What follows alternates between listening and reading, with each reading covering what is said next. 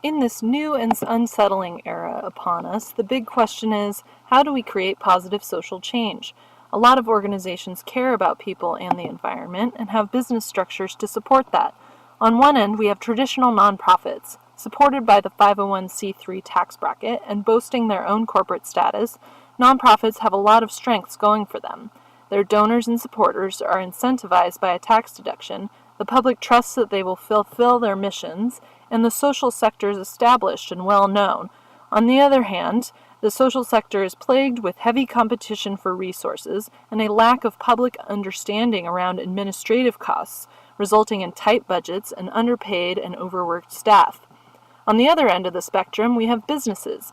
Many businesses also care about a social mission, but baked into their corporate structure is the condition that they must maximize their profits for their shareholders.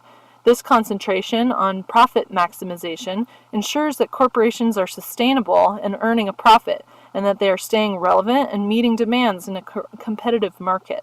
But with profit as their only bottom line, as we know, many corporations have done some not so good things with their power and status. Even if they care, which some of them do, how can they ensure that a social mission remains as important to them when a profit is legally required to be their most important outcome? Some innovative folks out there have thought about these questions.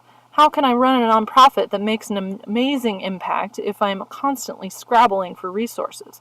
Or how can I run a business that prioritizes a social mission if I'm accountable to my shareholders to make a profit? Out of this conundrum has risen a new entity, the social enterprise. Social enterprises can take many forms: a nonprofit that has a revenue-generating stream, a for-profit with a strong commitment to a social mission, or any number of hybrids between these two. Together, this innovative set of organizations creates the fourth sector. The fourth sector is a relatively new concept, a new possibility for social impact, and a deeper commitment to mission. New business structures, like benefit corporations, are popping up all over the country and the world. This legalization proves the need for something new.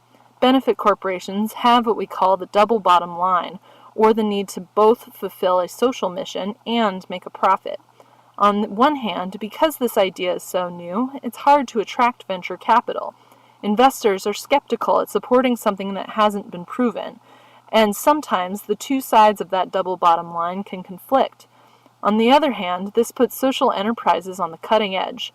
It allows businesses to put their mission first, and it allows a venture to scale and scale sustainably. If this social model can be so promising, how do we overcome those challenges and maximize those promises? What could the fourth sector look like if we defined it even more?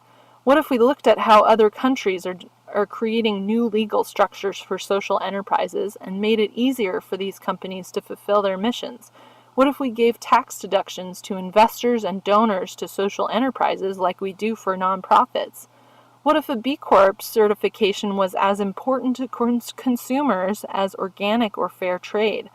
What if we directed talent and expertise to help create robust and standardized social impact measurement tools?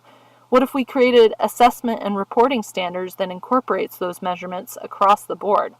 All of this is possible, and it starts with us, people who care, people who think about how we spend our money, people who look at that big question and want to create something different, and use the power of business for good, to create a more just and peaceful world.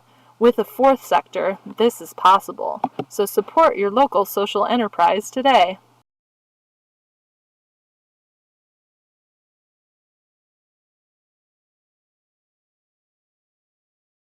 Created using Powtoon.